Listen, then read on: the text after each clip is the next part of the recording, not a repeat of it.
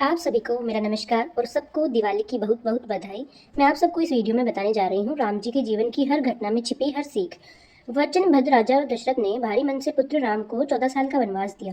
Ram one के लिए निकल गए। इस घटना से हमें यह सीखना चाहिए कि कोई भी वचन सोच समझ कर दे, अगर वचन दिया है तो निभाए भी। वन को जाने की बारी आई तो राम जी के साथ माँ सीता और भाई लक्ष्मण भी उस कठिन मार्ग पर चल पड़े।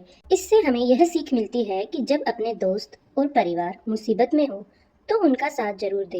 अपने साथ होते हैं तो मुसीबत टल जाती है। महलों में पले बड़े राम जी, सीता जी और लक्ष्मण जी ने राजमहल छोड़कर सादगी से वन में वर्षों तक खुशी से जीवन जिया। भोग विलास की चीजों को अपनी आदत न बनाएं। सादगी की आदत डालें, बुरे वक्त में आप खुश रहेंगे। रावण ने पंचवटी से छल से सीता जी को हर लिया, लेकिन राम जी ने धैर्य रखा और योजना बनाई और माँ सीता को खोज निकाला। इससे यह सीख मिलती है, मुसीबत कितनी भी बड़ी गंभीर हो, घबराओ नहीं, सोच समझकर शांति से सही रास्ता अपनाओ। हनुमान ने अपने कर्मों से राम जी के भाई समान स्थान पाया।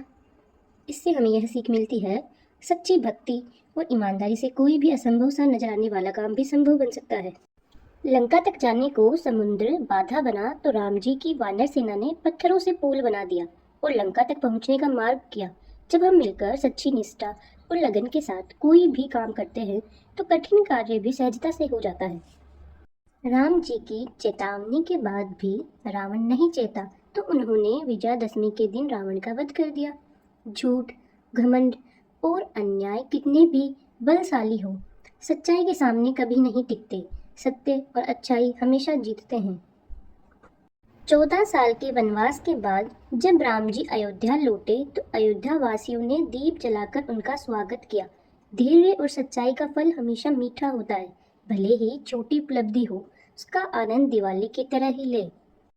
दिवाली दीपों का त्योहार है। इन दिनों में हम अपने घरों में दीपक जलाते हैं। दीपक अंधेरा दूर कर हमें प्रकाश देता है। मिठाई इस उत्सव के दिनों में अपने परिजनों और दोस्तों को मिठाइयाँ खिलाते और बांटते हैं।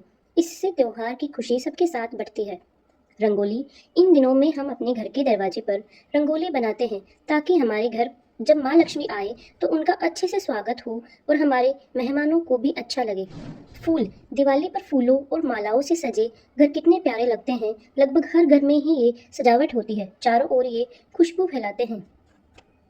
दोस्तों, आपने दिवाली पर गणेश जी, लक्ष्मी जी और सरस्वती जी की पूजा के बारे में तो जरूर सुना होगा।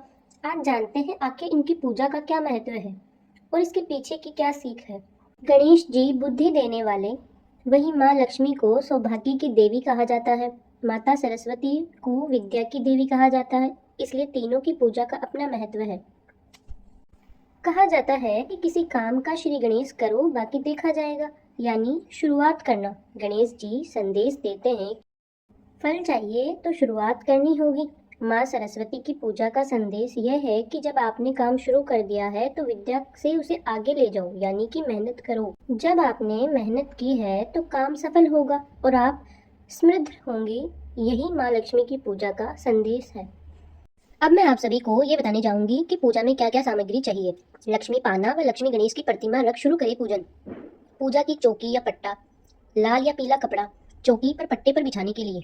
कलश, आम के 5 पत्ते, पान के 2 पत्ते, फूल माला, कमल के फूल, कमल गट्टा, तुलसी दल, नारियल, फल मिठाई, मोली जिसे कलावा भी कहते हैं, 2 जनेऊ, खील पताशे, गन्ना, पंचामृत, साबुत सुपारी, लौंग, इलायची, साबुत धनिया, गुड़, हल्दी की गांठ, पिसी हल्दी, रोली, अक्षत, केसर, अबीर गुलाल, चंदन, सिंदूर, तेल, घी, दीपक 5 या 11 आरती के लिए, 1 अखंड दीप, रुई की गोल और लंबी बाती, कपूर, धूप, इत्र, मुद्रा, माचिस। साथ ही पूजा स्थल पर बच्चों के कॉपी पेन भी रखें।